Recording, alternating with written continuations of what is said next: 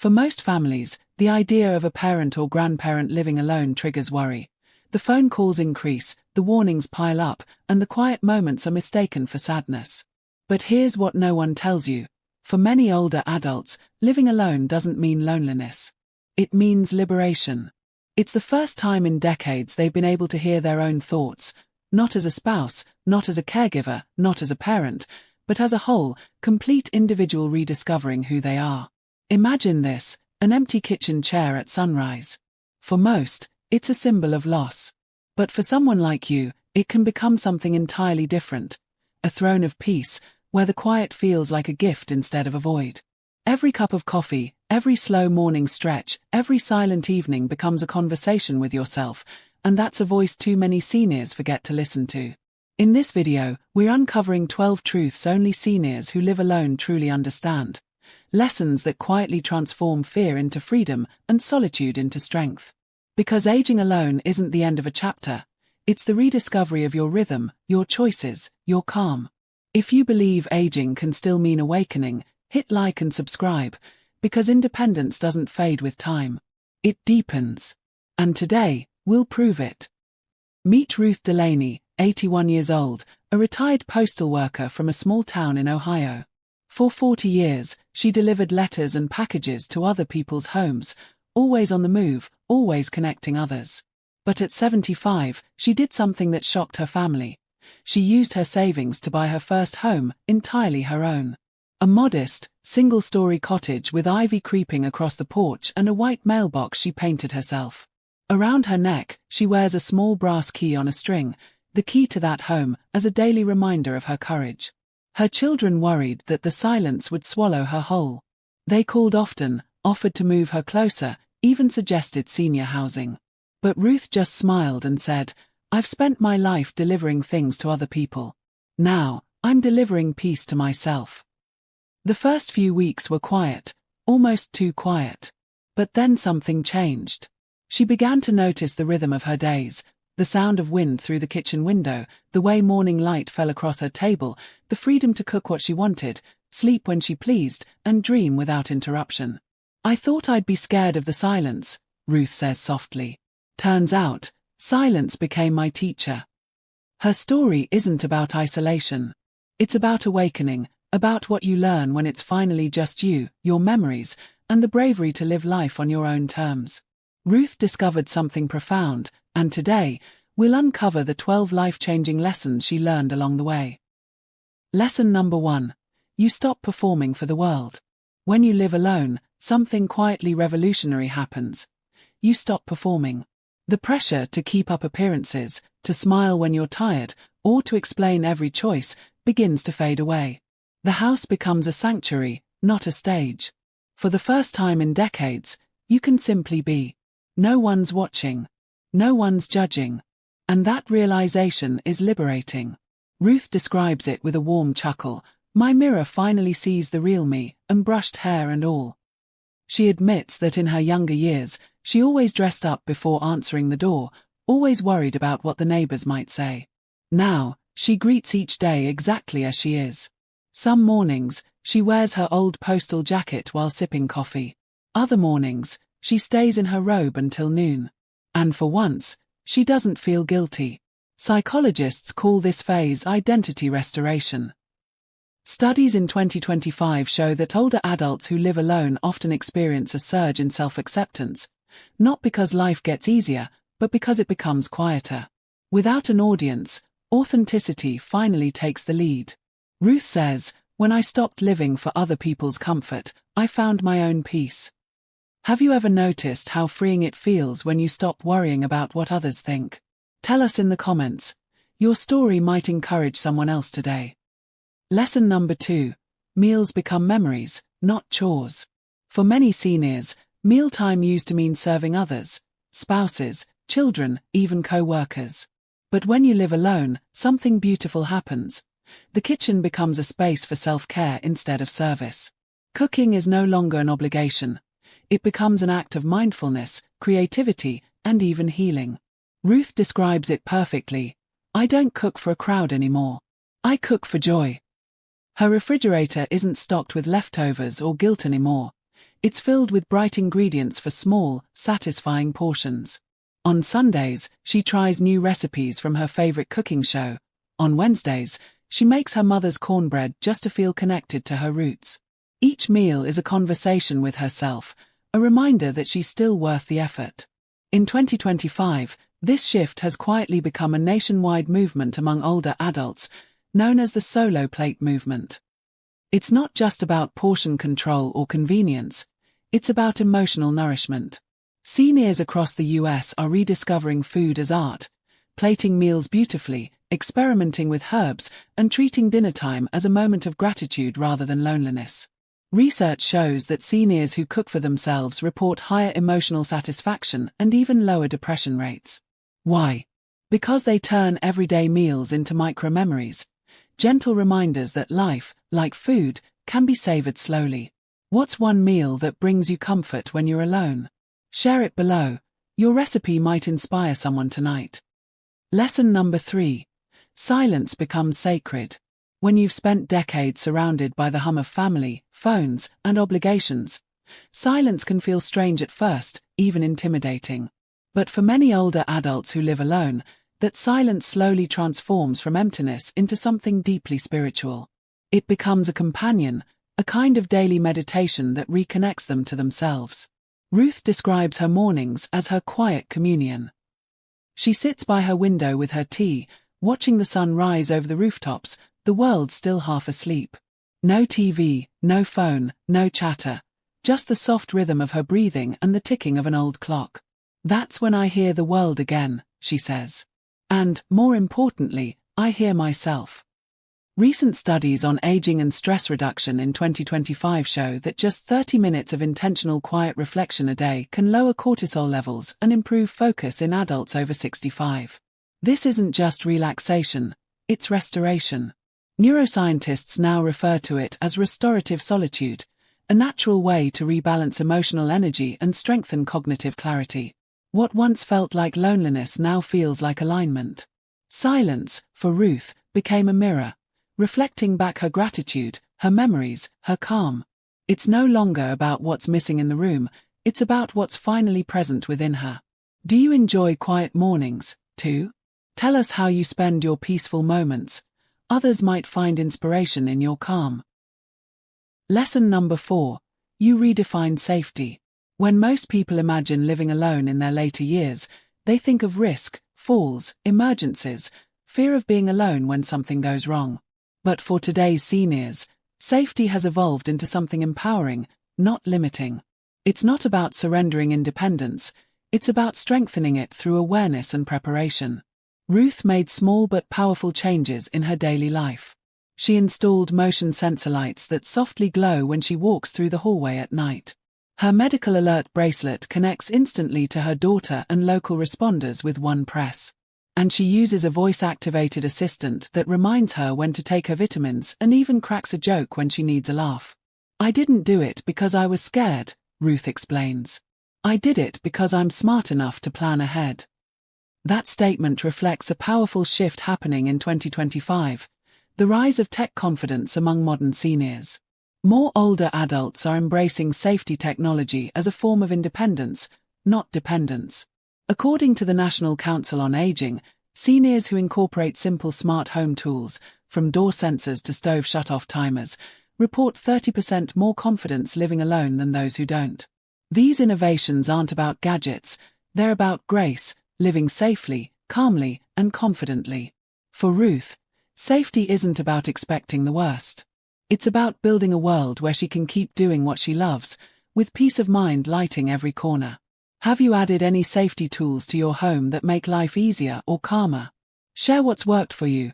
You might help another senior feel safer, too. Lesson number 5. Old photos stop hurting. There comes a quiet moment in every senior's journey when the photos on the shelf stop feeling like reminders of loss and start becoming proof of a life deeply lived.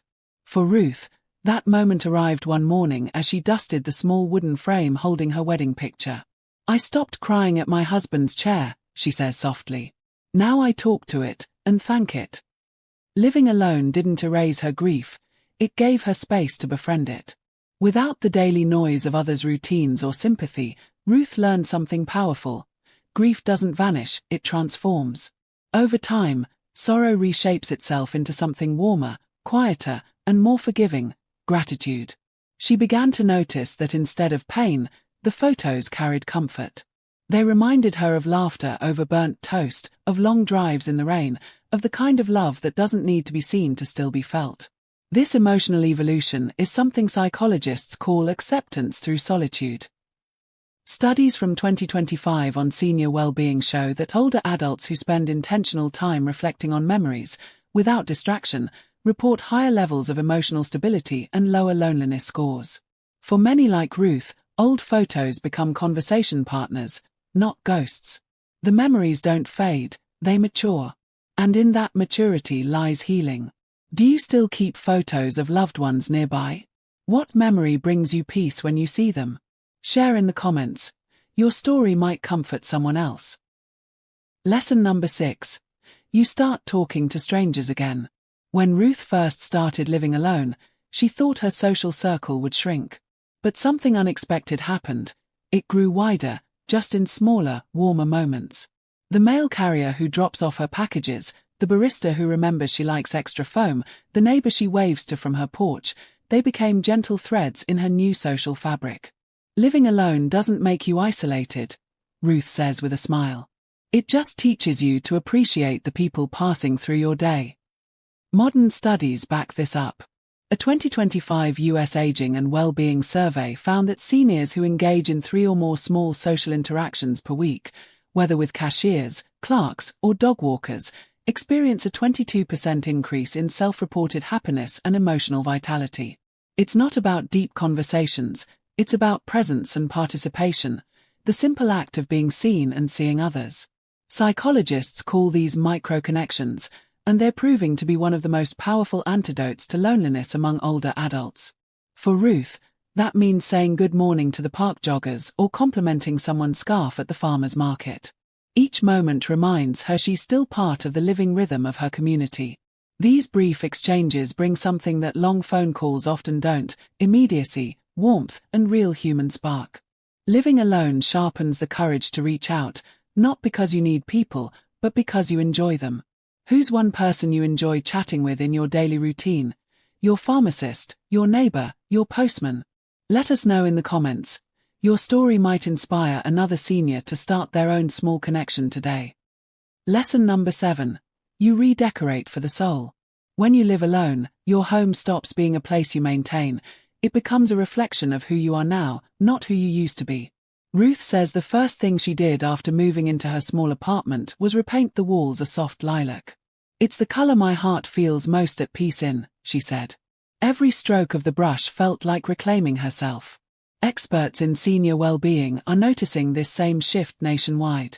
According to a 2025 AARP Home and Happiness study, older adults who personalize their living spaces report 35% higher emotional satisfaction than those who keep their homes unchanged after major life transitions like retirement or widowhood. It's not about fancy decor, it's about ownership of space and spirit. Ruth filled her shelves with small joys: seashells from family vacations, postcards from friends, and her late husband's old keychain, now hanging by a plant. Every item has a heartbeat, she said. I don't decorate to impress. I decorate to feel alive. And that's the quiet magic of living alone. You no longer design a home to please guests or family expectations. You create a space that listens to you. A cozy chair by the window for sunrise coffee. A kitchen wall covered in handwritten recipes. Curtains that let the morning light pour in. Psychologists call this emotional nesting, an act proven to reduce anxiety and increase cognitive comfort for seniors living solo. Your home starts to breathe with you, mirroring calm, color, and care back into your days. What color or corner in your home makes you feel most at peace? Share it below. Your comfort corner might inspire someone to create theirs today. Lesson number 8. You learn to ask for help without shame. For Ruth, independence once meant doing everything herself, even when her back ached or her groceries felt heavier than her hands could handle. But over time, she discovered that true independence isn't about doing it all, it's about knowing when not to. She recalls the day her neighbor, a young father, offered to shovel her snowy driveway. My first instinct was to say no, she admits. But then I realized, helping me gave him joy, too. From that moment, asking for help stopped feeling like surrender. It started feeling like connection. Across the US, this shift in mindset is growing. The 2025 Neighbor Care Exchange, a volunteer-based initiative sweeping through senior communities, encourages older adults to trade small acts of help instead of relying solely on family or professional services. One senior might cook an extra meal for a neighbor recovering from surgery. Another might drive someone to the pharmacy. These exchanges build dignity both ways, not charity, but shared humanity.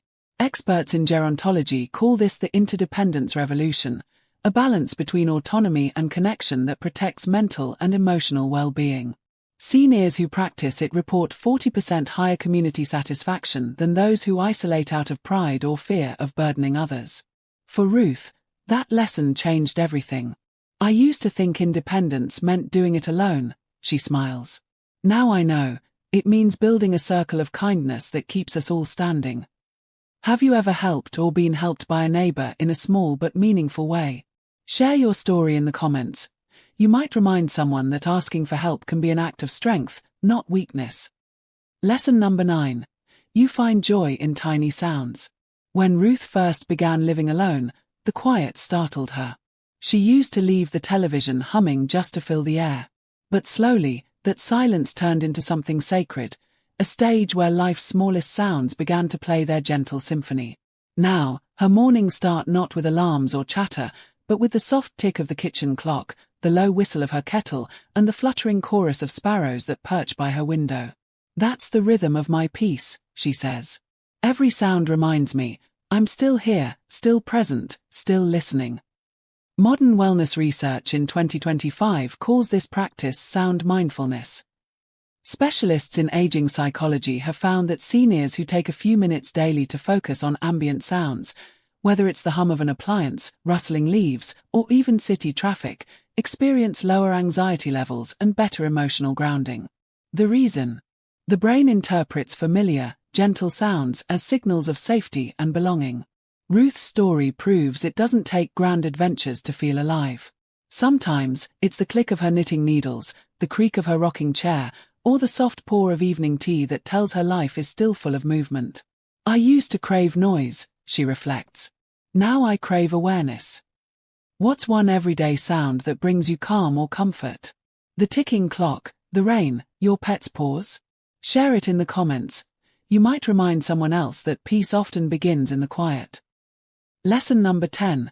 You stop measuring time and start living it. When Ruth lived with others, her life was ruled by clocks, school bells, dinner times, and deadlines that ticked louder than her own heartbeat. But living alone gave her a revelation. Time isn't something to chase, it's something to savor. These days, Ruth doesn't ask what time it is. She asks what feels right now. She gardens when the sun paints her porch gold. She naps when her body sighs for rest. She makes soup at midnight if her heart wants warmth. It's not laziness, she says with a grin. It's listening, to myself, not the clock. Psychologists now call this shift intuitive aging, a growing 2025 movement among seniors who reject rigid schedules in favor of organic living. Instead of structuring every hour, they let energy and emotion set the pace. Research shows that this approach lowers cortisol levels and improves overall life satisfaction by more than 20%. Ruth keeps a small sundial in her garden, not for precision, but as a symbol. It reminds me, she says softly, the sun doesn't rush, and neither should I. This is the quiet rebellion of those who live alone after 70, the courage to trade obligation for rhythm, pressure for peace. For Ruth, every sunrise is no longer another day gone. It's another day fully felt. Do you ever ignore the clock and just follow your mood or the weather? Tell us how that feels. Maybe your story will inspire someone else to slow down too. Lesson number 11. You realize companionship comes in many forms. When Ruth first moved into her little one-bedroom home, the quiet evenings felt too still, not sad, but missing something alive. Then one day at the local shelter, she met Maisie, a 12-year-old grey tabby with one cloudy eye and a purr that rumbled like comfort itself. She wasn't the prettiest or youngest, Ruth recalls, but when she climbed into my lap, I swear she said, "We're both still here, aren't we?" That small decision, to give love and receive it, transformed Ruth's days. Every morning, Maisie greets her at the window as sunlight fills the room, and every night, she curls up at Ruth's feet like a heartbeat. She reminds me to be soft, Ruth says. To feed, to care, to stay gentle, even when life asks you to be tough. In 2025, pet adoption among seniors has surged by nearly 40%, and for good reason. New studies show that older adults who adopt senior pets, especially cats or small dogs, experience significant improvements in blood pressure, emotional stability, and sleep quality. Beyond the science, though, there's something deeper, a sense of being needed again. For many seniors like Ruth, companionship doesn't have to speak, it just has to be present. The sound of paws on hardwood, the rhythm of feeding time, the small warmth on a lap during a winter evening. These moments quietly fill the spaces where loneliness used to echo. Experts call it reciprocal companionship, but Ruth calls it love without words. Maisie doesn't care if I forget what day it is, she says with a soft laugh. She just knows I show up, and that's all either of us really need. It's a truth most people overlook. Companionship doesn't always wear a human face. It can have fur, feathers, or even leaves in a garden that greets you each morning. The form doesn't matter, the feeling does. It's the reminder that life, even when lived alone, never stops reaching back with quiet affection. Have you ever found comfort in a pet, a plant, or even a daily ritual that keeps you company? Tell us below. Your story might remind someone that love is still waiting, in many gentle forms. Lesson number 12. You learn that peace is earned. There's a quiet moment in every senior's journey. A moment when the noise, the worries, and the what-ifs of life finally start to fade. For Ruth, that moment didn't come with fireworks or a revelation. It came one afternoon when she sat by her window, rain tapping the glass, her cat asleep nearby, and realized she didn't need to be anywhere else. "I'm not alone," she whispered. "I'm surrounded by everything I finally made peace with." Living alone didn't hand Ruth peace, it taught her how to build it.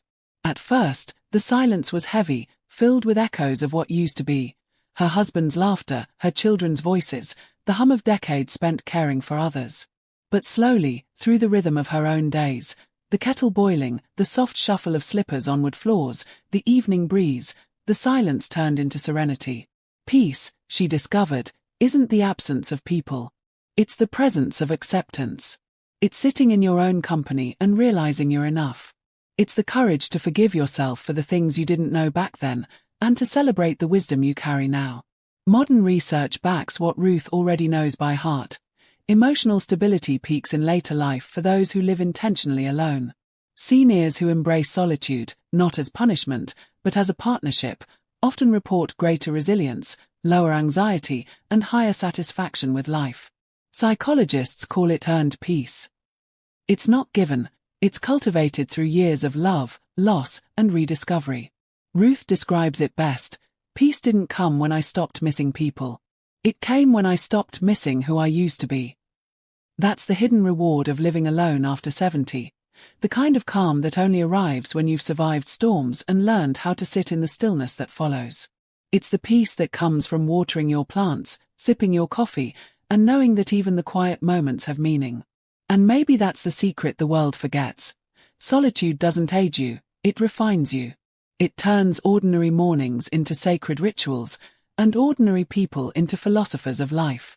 Have you found your own version of peace in the quiet moments? Share it below. Your reflection might help another senior see that peace isn't lost with age, it's finally found. Living alone, living fully. As the sun sets behind Ruth's little window, the rhythm of her life tells a story far bigger than one woman's independence. It tells the story of millions of seniors rediscovering themselves in the quiet. Living alone after 70 isn't about being forgotten. It's about finally remembering who you are. Let's take a moment to reflect on what Ruth taught us. The beauty of authenticity, the mindfulness that comes from simple routines, the calm born of silence, the quiet strength of safety, the soft glow of gratitude, and the connections that still bloom when you least expect them.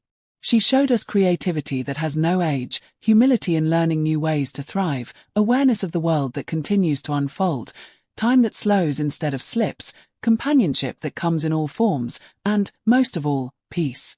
The kind you can only earn after a lifetime of giving. Living alone, Ruth discovered, wasn't an ending, it was an awakening. She found that joy doesn't need an audience, purpose doesn't need permission, and peace doesn't need to be proven. It's already there, waiting quietly in the corners of our own homes, ready to meet us when we slow down enough to see it. If Ruth's story reminded you that solitude can be sacred, hit like, share this video, and subscribe. Because here on Elderly Dose, we believe growing older isn't about disappearing. It's about finally being seen. Up next, 9 Morning Habits of Seniors Who Never Feel Old. You'll want to start tomorrow with that one.